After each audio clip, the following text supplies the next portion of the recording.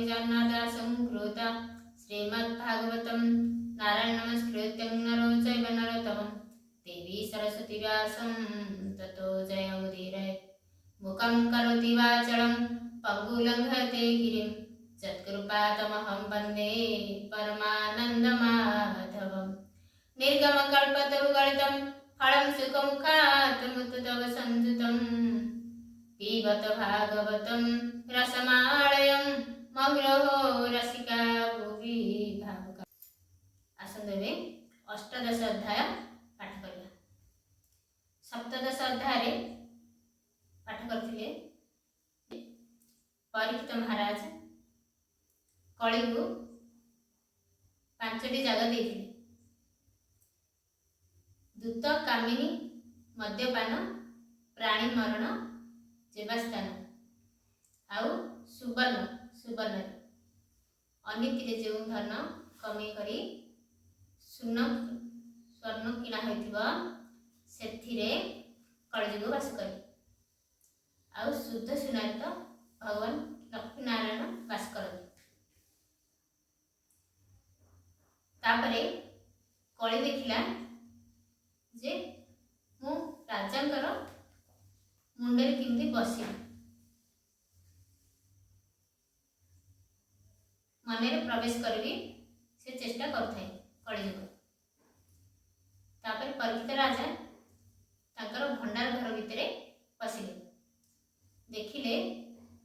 गोटे सिंधुक आड़े तांकर नजर गला। तापर सिंधुकटी खोली देखिले ताहले गोटे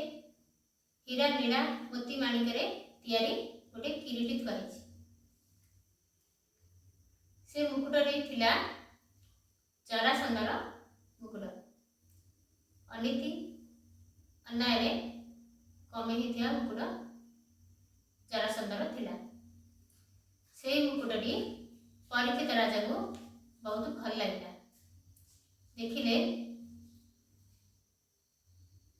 मो बापा माने बहुत पराक्रमशाली बलशाली थे। जरासंध भली मगध राजा को मारी यही मकुटटी आनी भावी बहुत श्रद्धा हुई से मकुटटी धारण कले। तापरे परीक्षित राजा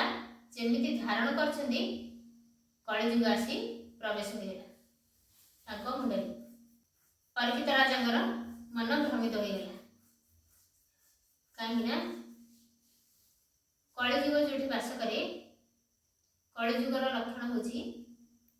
क्षुधा तृष्णा आउ दंभ अहंकार कूट कपट बास करे। से परीक्षित राजा मुर्गा निमते बाहर पड़े हिंसक मन आसीगला। भगवान शिव भस्मासुर को वर देते जे सी जा मुंड उपरे हाथ रखिब सी भस्म हो। किंतु भस्मासुर आसी भगवान शिव को कहला जे तम मुंड उपरे मु हाथ रखी परीक्षा कर। भगवान शिव कहले अरे मो मुंडे कहीं रख जा ब्रह्मांडर 4 मुंड तांको मुंडे रख। भस्मासुर गला ब्रह्मा को कहला मु तुम मुंड उपरे रखी परीक्षा कर देखिए। ब्रह्मा कहले अरे मो मुंड उपरे कहीं रखिब जा भगवान विष्णु मुंड उपरे रखिब। ताकर सहस्र मुंड कहबारु भस्मासुर भगवान पाक कला जय भगवान कहला मु बहुत बड़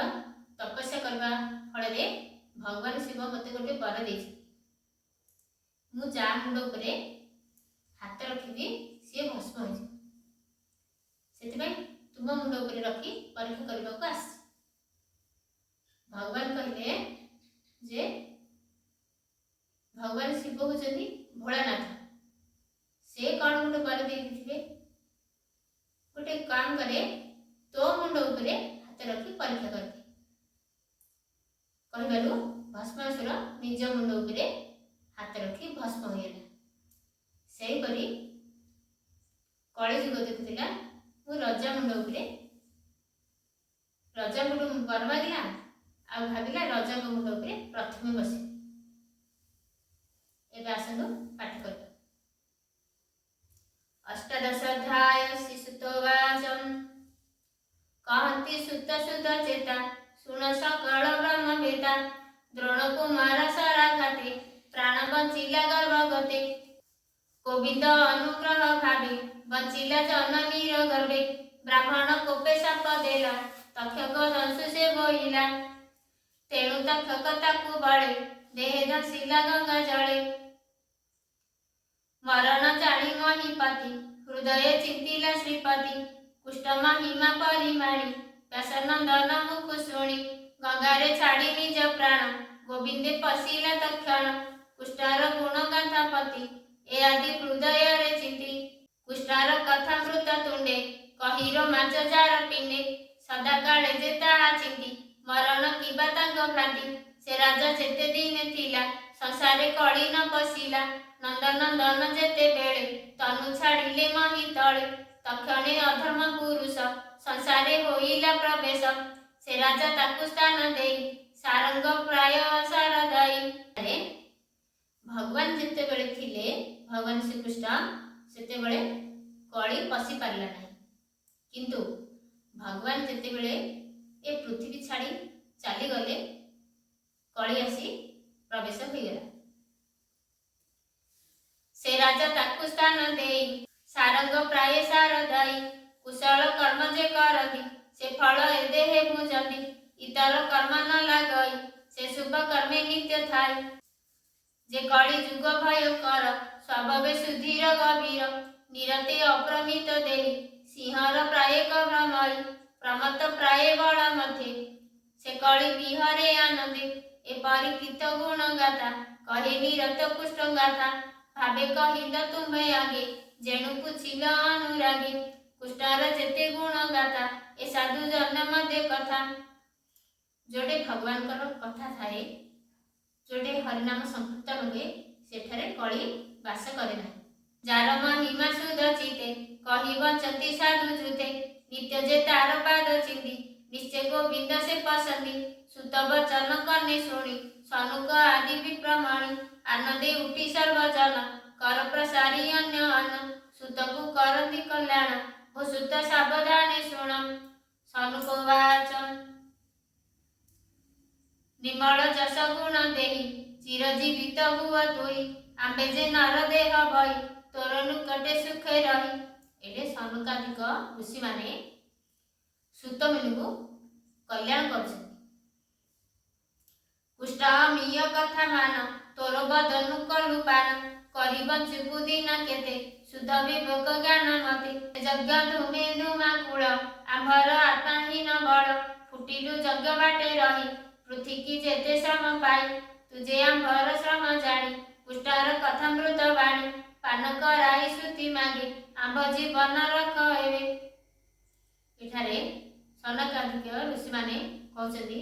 ଭଗବାନ ଶ୍ରୀକୃଷ୍ଣଙ୍କର କଥା କହି ଆମ ଜୀବନକୁ ରଖ। ହରି ଭକ୍ତ ଜନ ସଙ୍ଗେ ଯେ ପ୍ରାଣୀ ବଞ୍ଚେ ନାନା ରଙ୍ଗେ ସେ ସାଧୁ ସଙ୍ଗେ ସ୍ୱର୍ଗ ମୁଖ୍ୟ କେ ତୁଲ୍ୟ କରିବ ପ୍ରତ୍ୟେକ ଏଣୁ ଯେ କରେ ସାଧୁ ସଙ୍ଗ ସେ ତରେ ଭବ ତରଙ୍ଗ ପ୍ରାଣୀ ଜୀବନେ ଆଶା ଯେତେ ଅଧିକ କିବା ଏ ଜଗତେ କୁଷ୍ଠାର ରସ କଥା ଯେତେ ତାହା ବିଶ୍ୱାସୀ ହୃଦ ଚିତେ କେ ଅନ୍ତ ଜାଣିବ ତାହାର ଯେ କର୍ଣ୍ଣେ ଜିହ୍ୱା ସୁଖ କର ଯାହା ଗୁଣରେ ଅନ୍ତ ନାହିଁ ସ୍ୱଭାବେ ନିର୍ଗୁଣ ବୋଲାଇ ଭବ ବିରଚି ଯାର ଅନ୍ତେ ପ୍ରମାଣି ନ ପାରେ ଜଗତେ ଏଣୁ ଭକତ ପ୍ରାଣୀ କର ଭାବୁକ ମଧ୍ୟ ତୁମେ ବର। ସନକାଦିକ ଋଷିମାନେ ସୁତମୁନିଙ୍କୁ କହୁଛନ୍ତି ଯେ ଭାବୁକ ମଧ୍ୟରେ ତୁମେ ଶ୍ରେଷ୍ଠ ମହତ ପ୍ରାଣୀଙ୍କ ଶରଣ ଯାହାର ଅଭୟ ଚରଣ ସେ କୁଷ୍ଠ ଉଦାର ଚରିତ ବିଶୁଦ୍ଧ ରସ ଆମ୍ଭଚିତ ଲଭିଲା ମଧୁକର ପ୍ରାୟ ଭୂମୁନି କହ ତୁ ସଦୟ କହ ଗୋବିନ୍ଦ ଗୁଣ ଗାଥା ଯେଣେ ଛାଡ଼ିବ ଭବ ଚିନ୍ତା ସେ ମହାଭାଗ ପରୀକ୍ଷିତ ଭକ୍ତଙ୍କ ମଧ୍ୟ ବୁଦ୍ଧିମନ୍ତ ବ୍ୟାସନନ୍ଦନ ସାଧୁ ବାଣୀ ଆନନ୍ଦେ ଗଙ୍ଗା ତୀରେ ଶୁଣି ଗରୁଡ଼ ଧ୍ୱଜ ପାଦ ତଳେ ପ୍ରାଣ निवेशी गंगा जले पशिला सर्व दुख तेजी हरि चरणे भाव बुझी तार चरित जोग सार जेणु से भक्त मधे वर। एटे सनकादिक ऋषि माने पचारछंती परीक्षित भक्त मानकर वर भक्त मानक ठारे श्रेष्ठ तांके केमिति तरिले से कथा कुह।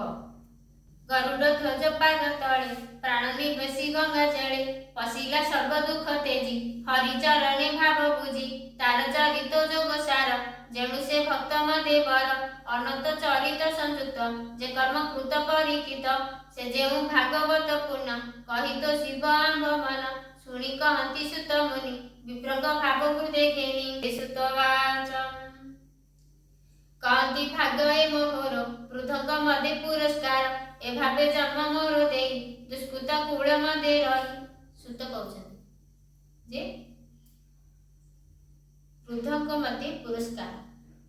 ताको जीवन को धन्य मानुछन्ति भगवानकर कथा ताके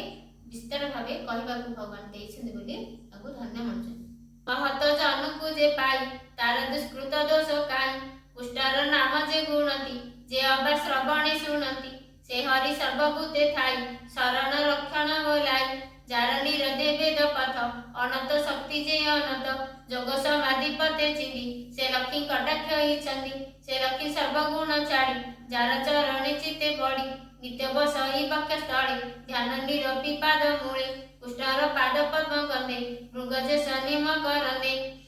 जाहार पाद पद्म लागी स्वभवे गंगा सौभागी से जड़े विरंची आनंदे पूजिले जार पद्म पदे से गंगा जल ए जगते पूजती विरंची सहिते से गंगा नाम उच्चारणे प्राणी तरंती भवने। मां गंगाकर नाम धरिले पवित्र हो जाए एठारे सुतमुनि कहउछन्ति से जल पवित्र जगते चिंती न पारे मुनि संते एमत जाहार महिमा तो बिनु केबा पुण्यतमा जार चरण शीत गणे समाधि जोग आचरणे तार विषय मुनि गण नित्य करती सुमरण भक्ति समाधि दृढ़ माने तरंती संसार बंधने। भगवान को स्मरण कले सब दुख खंडन होछि बोली सुतमुनि कहउछन्ति। भक्ति समाधि दृढ़ माने तरंती संसार बंधने अर्जुन आदि मुनि जेते पूर्वे पचारि छंती मते कहसी पुष्टंग महिमा अवतार गुण सीमा तांक मुख चाहि जेने आकाश अंत नाई पुष्टार महिमा ते मत जे पक्षी उड़े जेते पथ तार बारता से जानती अधिक न पारती चिंती। एठारे सुतमुनि कहउछन्ति जे जाको भगवान जेति कहला दउछन्ति सेतिकी सी कर पाछ किंतु भगवानकर कथा अनंत केही भी सारी पारिबा नहीं। एणु पंडित जन जेते ज्ञान विचारी ए जगते पुष्टार महिमा विचारी सहस्र जन्मे के बापारी एबे हो सुन विप्र जानी हरि चरित सावधानी से परीक्षित एक दिने मृगया अर्थे गला बने मृग न पाई घोर बाने हृदुत दूषित बदने। एठारे सुतमुनि कहउछन्ति परीक्षित जरासंधर मुकुटटी धारण करी मुर्गा निमते बाहर पड़े कहीं ना जरासंधर मुकुट अन्याय अनीति रे तैयारी सेथिबाई कलिजुग तांको मुंडरे प्रवेश कला ताको हिंस्र भाव आसला सेथिबाई तांके मुर्गा निमते बाहर पड़े। जल न पाई पथाश्रमे मिलिला मुनिका आश्रमे देखई एक वृक्ष मळे ब्राह्मण आसन निश्चळे। तापरे परीक्षित मुर्गा निमते गले घोरवन देखले मुर्गा तांका हाथ रे शिकार हेलानी काहेकि तांके बहुत बड़ धर्मज्ञ राजा थिले तांको पितृपुरुष माने बापा जेजे बापा बहुत धर्मज्ञ थिले सेथिबे तांका हाथ रे पाप हेलानी किंतु कली जुगर गोटे लक्षण हृदय तृष्णा तांको बहुत बड़ शोष लागला सेथिबाई तृष्णा मिटेबा पाई से चारिआडे अनाई कोठी जल पाइले नहीं तापर देखिले गोटे गछ मूले गोटे ऋषि तपरे बसिଛନ୍ତି सेठाकू गले मृग न पाई घर बने क्षुद्र तृषित बदने जल न पाई पथाश्रमे मिलिला मुनिक आश्रमे देखई एक वृक्ष मूले ब्राह्मण आसन निश्चले आनंदे मुद्रित लोचने आत्मनिवेशी जोग ध्याने अंते निश्चल मन बुद्धि पवन नवद्वारे रुंधि इंद्रिय गण परिहारे ध्याने प्रवेश नित्य पुरे। देखिले एठारे परीक्षित राजा जे गोटे गछ मूले गोटे ऋषि बसी तप कर ध्यान तांके समाधिस्थ होइछन्ति देह ज्ञान ना भगवान का भक्तंग हृदय रे संसार न थाए भगवान थांती डंगारे जदि पानी पशिला डंगा बुड़ी जीव किंतु पानी रे जदि डंगा भासिबो कूଳରେ लागि से परि भक्तंग हृदय रे संसार न थाए भक्तंग हृदय रे भगवान थांती माने सेति पई उद्धार हो जाए किंतु आम भितर संसार थाए सेति पई तांको बाहर ज्ञान नथिला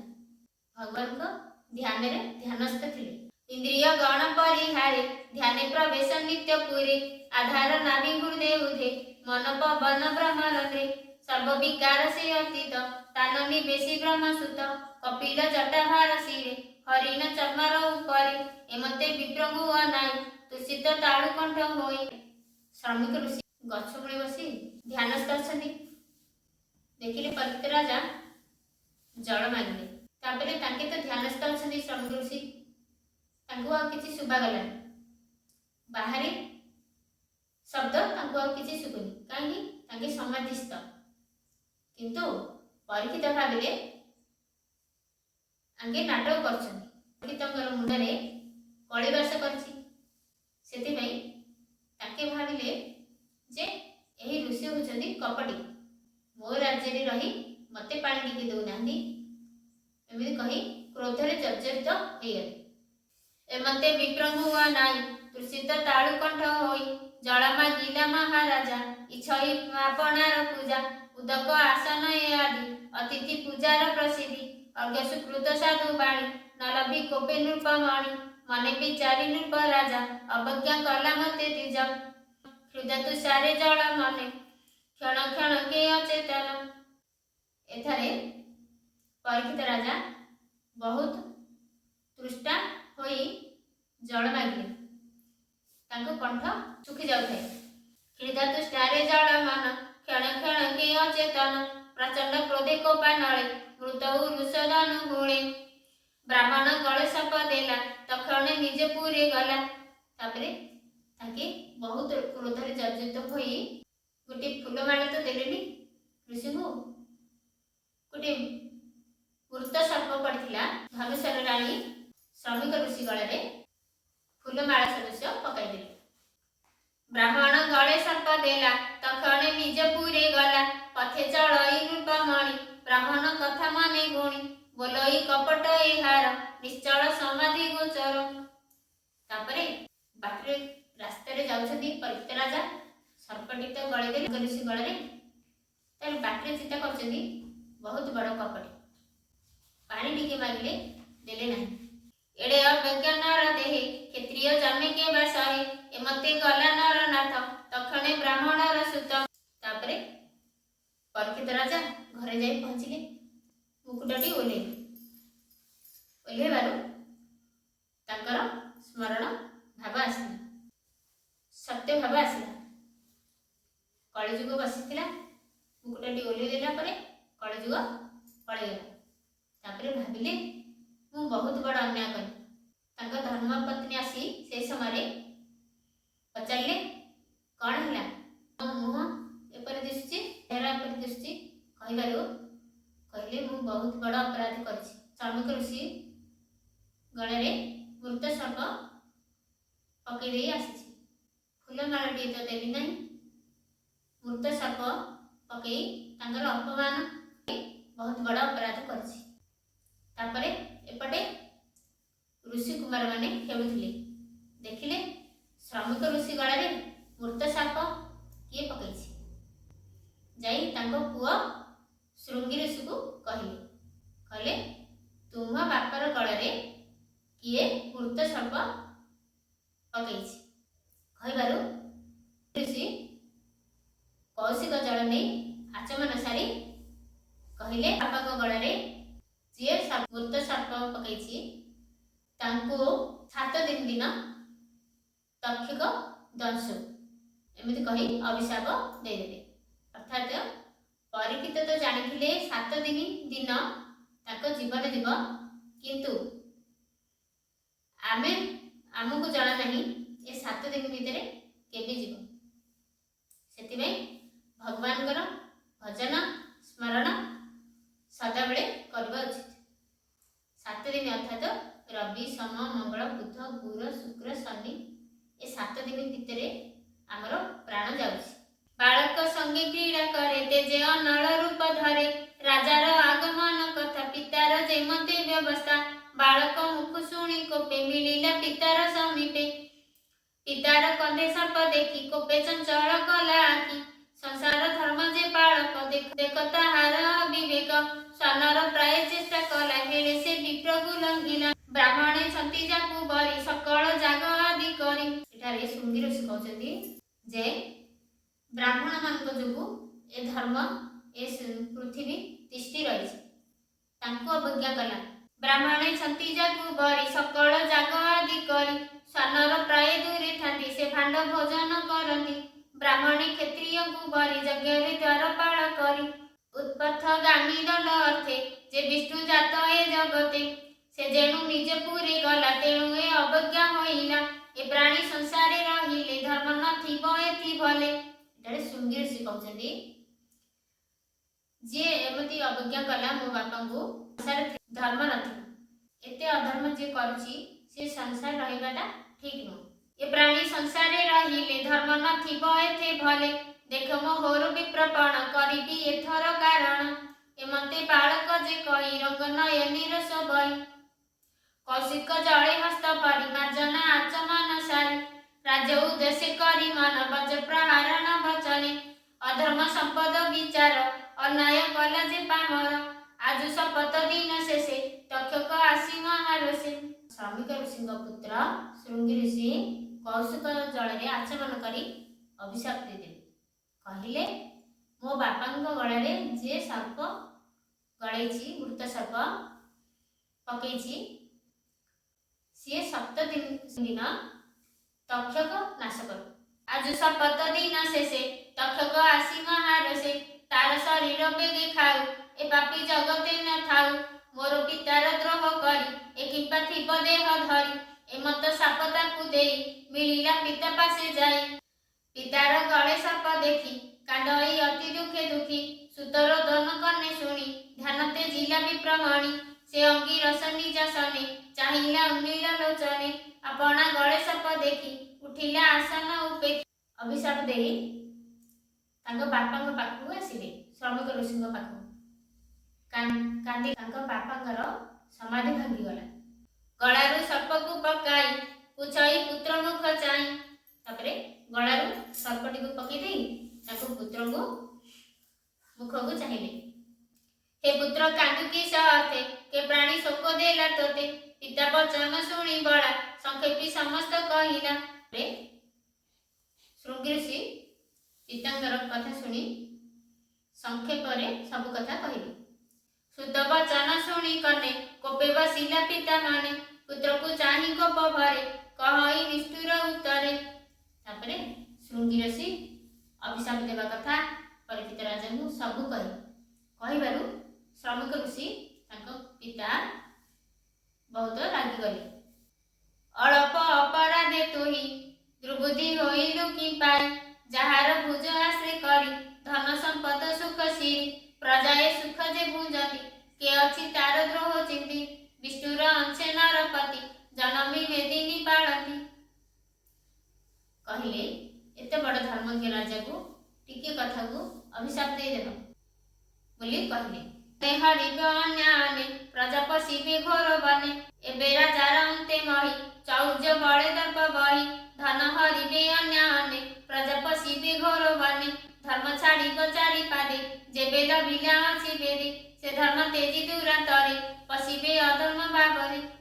केहू वर्तिबे अर्थ कामे वर्तिबे सन कपि धर्मे जे धर्म पाळे करि स्थिति सुकृत बंत चक्रवर्ती कला जे तिनि असमति आगम निगम प्रसिद्धि क्षुदा तुषारे बुलिबने मिलिला मोहर आश्रमे ताहाଙ୍କୁ आस्था तू न कलु विशेष घोर साप देलु। एठारे श्रमिक ऋषि निज अपमान कथा न विचारी परीक्षित राजांकर कथा भावुछन्ति सम्मान अपमान निजर कष्ट दूर करी अन्यर कष्ट कथा चिंता कर देखिले निजे सर्प कथा न चिंता करी गलारे मृत सर्प पकई देथिले से दोष न धरी परीक्षित राजांकर चिंता कर से आंबा साप योग्य नुहे अशेष धर्म देह बहे निष्पाप कृत्य को से बड़े द्रोह चिंतती अवहेले अल्प दोषे तू बालक मोहर माने देलु शोक एमते माने कुष्ठे धाई ब्राह्मण बोले त्राही त्राही भनाथ करुणा सागर बालक दोष क्षमा कर तोहर भक्त जान जेते कोपे न थाई तांक चिते प्राणिक अपराध सौ तोहर भाव नित्य बहु। एठारे श्रमिक ऋषि भगवान को प्रार्थना करछन्ति जे बालक दोष क्षमा करी परीक्षित को उद्धार कर। अति अन्याय कर्म मोर सुकर्महीन दुराचार निरपराधे द्रोह चिंती ए मोर चिंते गुरु भ्रांति अर्थात सत्य पथरे जीवा लोक को आमे जेते अवज्ञा कले भी आम दोष से माने धरती माने बहुत कष्ट सही अन्यर कष्ट दूर कर सेथिबाई परीक्षित राजांकर दोष धरिली ना एड़े अधर्म कर्म मोर देहे लभिली दामोदर दुख लभिली मुनि कटे ए घोर संसार संकटे ए मते पुत्र अपराधे महत शास्त्र अपवादे अनुतापित विप्रवर कहि गोविंद रक्षा कर। भगवान को स्मरण करछन्ति बहुत पश्चाताप करछन्ति एते बड़ा धर्मकी राजा अभिशाप पाइले ए राज्यर अवस्था कौन हबो राजा जे अपराध कला से कथा मने न घेनिला से नर लोके साधु जेते कोप न बसे तांक चिते राजा एते बड़ राज्यर राजा आसी गोटे ऋषि गलारे मृत सर्प पकई देवाटा कम नुहे बहुत बड़ अपराध और बड़ अपमान तथापि श्रमिक ऋषि दोष धरिले ना प्राणिक दोष न धरंदी समता दृष्टि आचरंदी सुसाधु जनकर कथा केबे ही नहई व्यवस्था कहई विप्र जगन्नाथ भाषा प्रबंधे भागवत सुजन जनकर हिते जेबा प्रकाशे मोर चिते सुजने नघेनी बदोष मुतुंब दासंकर दास इति श्रीमद् भागवते महापुराणे पारमहंस्य संहिताया वैयासिकं प्रथम स्कंदे परीक्षित ब्रह्म शाप लभने नाम अष्टादश अध्याय। चलंतु गोटे भजन गाय दया कर दीन बंधु शुभे जाऊ आज दिन कर जोड़ी तुम पादे करुअछि निवेदन अनादि अनंत हरि क्षीर सागर बिहारी लक्ष्मी देवी मन हरि प्रभु पतित पावन संत शांति प्रदायक दुष्ट सति विधायक रुक्मिणी प्राणनायक जगत जन वंदना गज जन हितकारी दश अवतार धारी मधुसूदन मुरारी काली दर्प गंजना जेने चक्षु पड़े रही तुम कीर्ति विराजाई भावी चित पुलकाई हे भक्त बुद्ध चंदन तुम्बे दान तुम्बे ज्ञान मुक्तिदाता भगवान तुम्भ बिनु नहीं आना कଳି